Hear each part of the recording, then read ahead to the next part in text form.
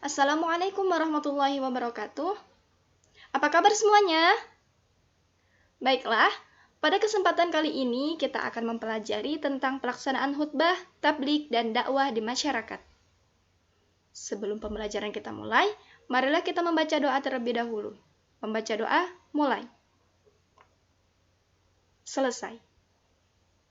Baiklah, langsung saja kita masuk ke materi pembelajaran khutbah, tabligh, dan dakwah. Disimak baik-baik ya. Pada dasarnya, setiap individu muslim diperintahkan untuk melaksanakan dakwah Islam sesuai dengan kadar kemampuannya. Sesama muslim juga punya kewajiban itu, apalagi Allah Subhanahu wa taala memberi predikat kepada kita sebagai khairul ummah, sebaik-baik umat. Predikat ini akan sesuai jika kita berusaha berada di barisan terdepan orang yang gemar berdakwah. Banyak sekali dalil, ayat, dan hadis yang menyebutkan kewajiban dakwah bagi setiap individu mukmin. Dalam sebuah hadis sahih, Rasulullah Shallallahu Alaihi Wasallam bersabda, "An Abdillah bin Amr, anna Nabiyya Shallallahu Alaihi Wasallam qala, ballighu anni walau ayah." Yang artinya, dari Abdullah bin Amr dituturkan bahwasanya Rasulullah Shallallahu Alaihi Wasallam bersabda, bahwasanya sampaikanlah dariku walau satu ayat. Hadis riwayat Bukhari. Oke, kita lanjut ke pengertian khutbah. Adapun pengertian khutbah di sini, khutbah bermakna memberi nasihat bagi dalam kegiatan ibadah seperti sholat Jumat, Idul Fitri, Idul Adha, nikah, dan lain-lain.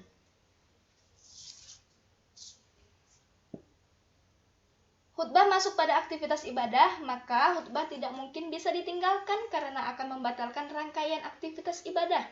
Contoh, apabila sholat Jumat tidak ada khutbahnya, maka sholat Jumat tidak sah.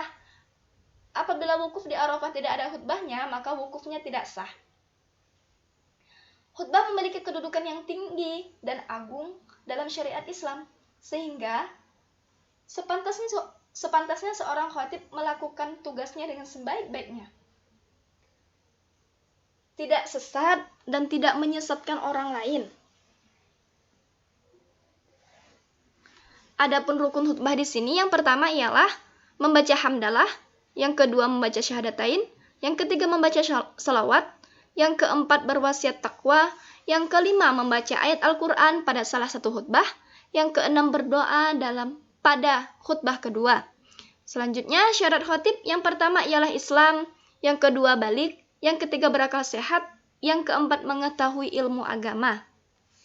Oke, selanjutnya ialah pengertian tabligh. Tabligh adalah kegiatan menyampaikan pesan Allah secara lisan kepada satu orang ataupun lebih untuk diketahui dan diamalkan isinya. Salah satu sifat wajib bagi Rasulullah ataupun Nabi adalah tabligh, yaitu menyampaikan wahyu dari Allah Subhanahu wa taala kepada umatnya. Semasa Nabi Muhammad SAW masih hidup, seluruh waktunya dihabiskan untuk menyampaikan wahyu kepada umatnya. Setelah Rasulullah wafat, kebiasaan ini dilanjutkan oleh para sahabatnya dan para pengikut-pengikutnya. Setelah mereka semua tiada, siapakah yang akan meneruskan kebiasaan menyampaikan ajaran Islam kepada orang-orang seluruhnya? Ayo, siapa? Kita sebagai siswa, kalian sebagai siswa, kita sebagai umat muslim punya tanggung jawab untuk meneruskan kebiasaan tabligh tersebut. Adapun syarat tabligh ini yang pertama adalah Islam, yang kedua balik, yang ketiga berakal, yang keempat mendalami ajaran Islam. Oke, selanjutnya ialah pengertian dakwah.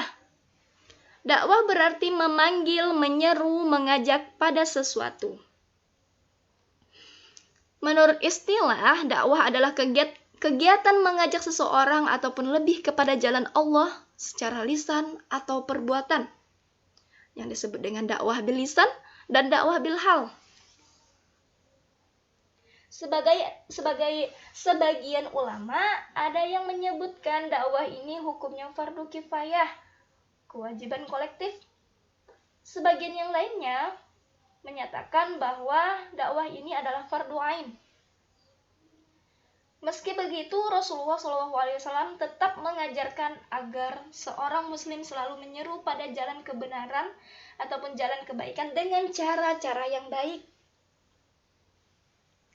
Setiap dakwah hendaklah bertujuan untuk mewujudkan kebahagiaan dan kesejahteraan hidup di dunia dan di akhirat dan mendapatkan ridho dari Allah Subhanahu wa taala. Nabi Muhammad SAW mencontohkan dakwah kepada umatnya dengan berbagai cara melalui lisan, tulisan, perbuatan.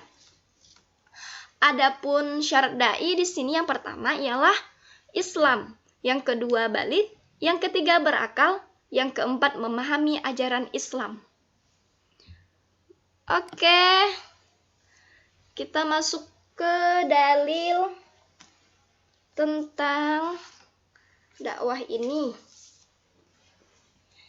Seperti yang terdapat dalam Al-Quran surah Ali Imran ayat 110 yang berbunyi, A'udzubillahi minasyaitonirrajim, Bismillahirrahmanirrahim. Kuntum khaira ummatin ukhrijat lin-nasi ta'muruna bil ma'rufi wa tanhauna 'anil munkari wa tu'minuna billah. Yang artinya, kamu adalah umat yang terbaik yang dilahirkan untuk manusia, menyeru kepada yang ma'ruf dan mencegah dari yang mungkar, dan beriman kepada Allah. Shadaqallahul azim. Bagaimana semuanya? Sudah paham kan? Baiklah, semoga apa yang kita pelajari hari ini bermanfaat dan dapat dimengerti ya. Tapi jika ada yang kurang paham, bisa langsung ditanyakan di kolom komentar ya. Oke, kurang dan lebihnya saya mohon maaf. Kita tutup pelajaran hari ini dengan membaca hamdalah. Alhamdulillahirrabbilalamin. Wassalamualaikum warahmatullahi wabarakatuh.